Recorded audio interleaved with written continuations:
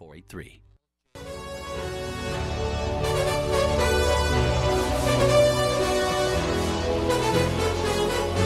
Welcome back to Cover Your Assets. We're here with Derek Walgrave, Todd Rooker, and Craig Nestor. You can join us too at 651-289-4488. That's 651-289-4488.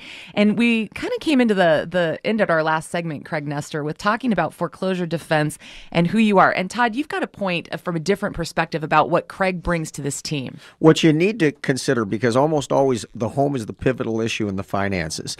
And people will say, should I stay, should I go? And it's always the question of the house. Should I walk away or should I stay in the home? For a person who wants to preserve their credit, a short sale is a great option provided they've got the money to be able to go elsewhere, can afford to be elsewhere. So if the house that they're living in is $3,000 per month and they can rent for $1,200 or $1,500 a month, that's a person who should be conscious of preserving their credit, minimizing the negative impact, and getting out of the house as quickly as they can so they can move on with their lives quickly. On the other hand, what if you've got a person who's got a mortgage that is only $1,500 per month currently? They've not been brought back to work full time, and they have children, and they need a roof over their heads, and they need to stay in that home as long as they can to gather themselves up financially and prepare for the next move, which ultimately will probably require first and last month's rent and a hefty security deposit with the crappy credit they've now got. In that case, we need to use extreme measures to keep that person in the home as long as they can, help manage their money, and that's what Craig brings to the table, the ability to keep a roof over your family's head for a long time and keep the bank at bay. Well, I think it's important that people understand when they go to the internet, there's some information out there, and you can get some general sweeping information about foreclosure or loan modifications or short sales, whatever that may be.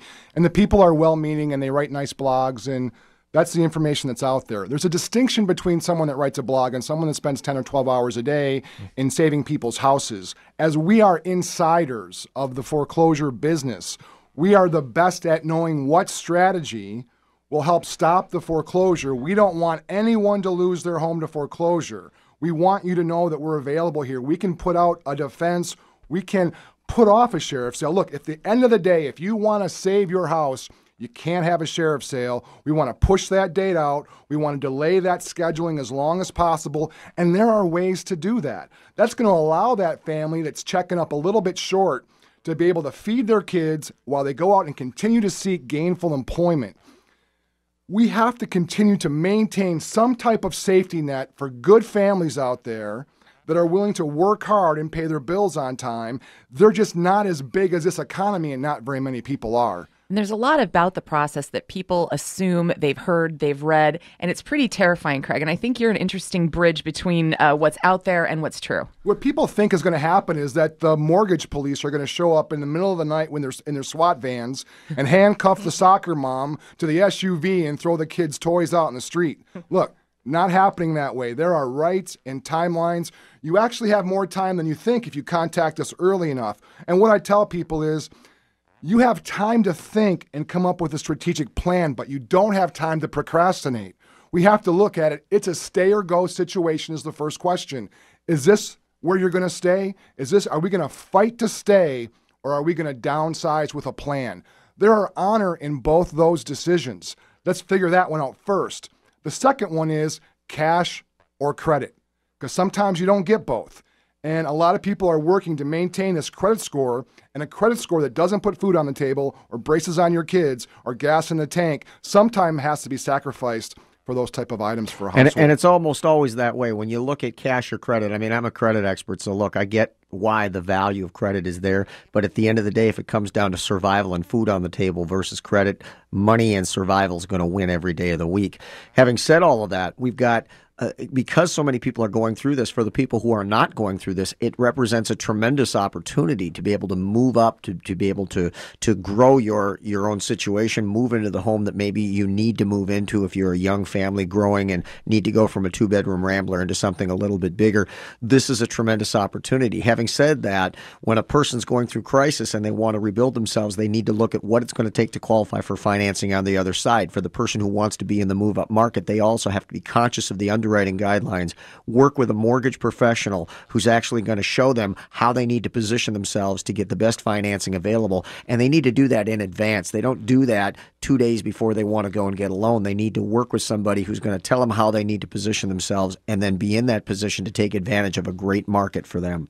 Yeah, and as we're about to welcome Heidi Pavelka here, the senior loan officer from Rubicon Mortgage. Derek, I think it's important. You work with people on two ends of the spectrum. You've got investment property people and short sale people. And what I think a lot of people don't realize is when you do work with short sale people, you're not just getting their house off their hands. You put them in a plan for a couple years down the road as well.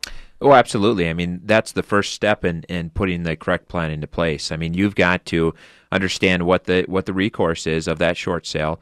And a lot of times in our business with short sale agents, or agents that call themselves short sale agents, they well, it's true. They paint the picture that don't worry about it. We'll sell it. The short sale will be gone, and you'll move on with your lives. And unfortunately, the agents, their motivation is simply the sale of the house. And the recourse of those clients afterwards, I mean, there is a recourse. I mean, there are things that happen to that client that need to be planned out immediately from the very beginning. So, I mean, those are key things that we try to educate our clients with. And again, this team that we've built, those are things that are in place so that these clients walk away knowing what their options are, and how to recover from it, because there is a recovery. And that's really the question. When somebody says, when they talk about credit, their question is, how long will it take me to recover? Which really means how long until I can buy a home again, right, get a good interest rate. And that is something, as you say, Derek, you want to consider before you get going. But isn't it interesting, the idea that a person's losing their house, that they should concern themselves with underwriting guidelines 2 to 3 years from now doesn't even occur to them. So what they instead do is they let 2 or 3 years elapse after the short sale. Then they go to see a mortgage broker who says, well, look, we should have been talking about this 2 years ago. Had you positioned yourself, you could qualify for financing now. Yes, you're far enough past your short sale. However, your score threshold is too low. However, your debt to income ratio stinks. And now you change jobs 2 months before you wanted to go and get a loan. All of those things are going to be deal breakers with financing. So you need to be conscious of those things. That's why working with somebody like Heidi from Rubicon Mortgage is such a valuable service and really can put you in a good position to be able to finance, whether that be today because you're in a great situation, you want to take advantage of the market, or whether that be down the road so that at some point you'll be a homeowner again, obviously as quickly as possible. So Heidi Pavelka, Senior Mortgage Loan Officer at Rubicon Mortgage Advisors. Do you agree with what Todd said, that you've got it plan for the long term? Absolutely.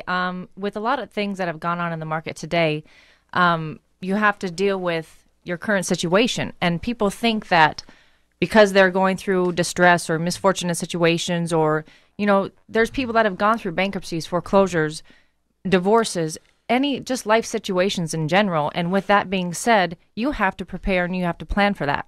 And is it tougher to get get your loan through underwriting today? Yeah, but it's been a beneficial thing for us to do as far as reestablishing the market today. With the move-up buyers, like Todd was talking about, there's so much opportunity out there because you do have the families that have been in distress or gone through misfortunes in their life, and they're going to need a home. They're going to need a place for their family. They have to provide for their children still, but they may not be able to purchase a home. So with that being said, you have a renter's market out there, but you also have the families that want to move up, but they're $30,000, $40,000, $50,000, $60,000 upside down. Which is most people. Right. Most people now are in a spot where they're close, but they're not really okay. They're just a little bit upside down, and they sit there at 6.5%, and they can't access today's interest rates. Correct. Heidi, what do we do with that type of person? With that's actually a situation that I'm a little snippet of what I'm going to talk about right now is there's a current situation where they can't refinance. They're $40,000 upside down. Their family's growing. There's a baby on the way, and it's a matter of they want to be in a different neighborhood, but they can't. So how they did it is they looked at what they could do, their potential, because of the interest rates are so low right now. They purchased a house for $163,000.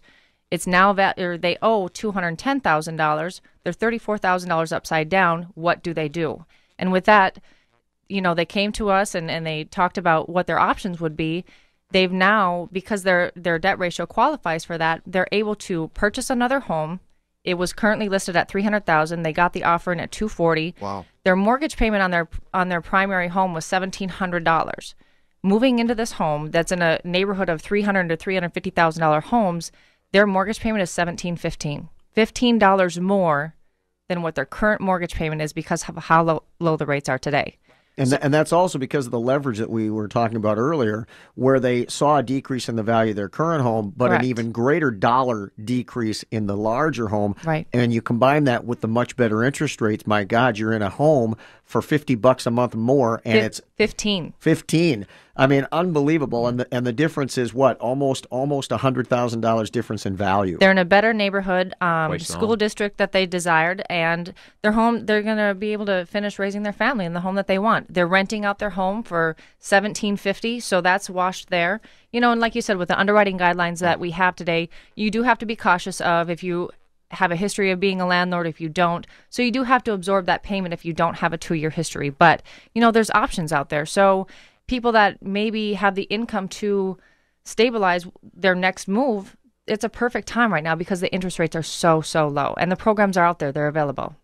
So it's a matter of sitting down, and I know that there's a lot of planning, and it surprises me because you're talking about maybe a 2-year time span of when somebody's come through something that Craig has helped them with, foreclosure defense, of really plotting and planning. Are you finding that kind of time length too with clients in some situations, Derek? Well, we are, but I mean, but as we talk about buying as well, I mean, the rates are really one of the key things that we want to focus on because, I mean, not to mention the move up and the equity Right. play that you're playing, but we were talking on a quick break about the tax credit, the $7,500 first-time home buyer tax credit, and how that's gone. And I get a lot of clients come to me and say, hey, you know what, we're going to wait for this next, fairy tale tax credit to come along. The money fair. Good luck. Right. Good luck. Well, and I as we were talking in the last break, look, we've got rates that are almost 1% lower than they were during these tax credits. Your Correct. benefits and what you're going to make by having a lower rate is far exceeding any $7,500 Absolutely. tax credit. Absolutely. So Every time the rates tick up, picture square footage going bye-bye. That's how I always look at it from the layman's standpoint. This is Cover Your Assets, 651-289-4488, 651-289-4488.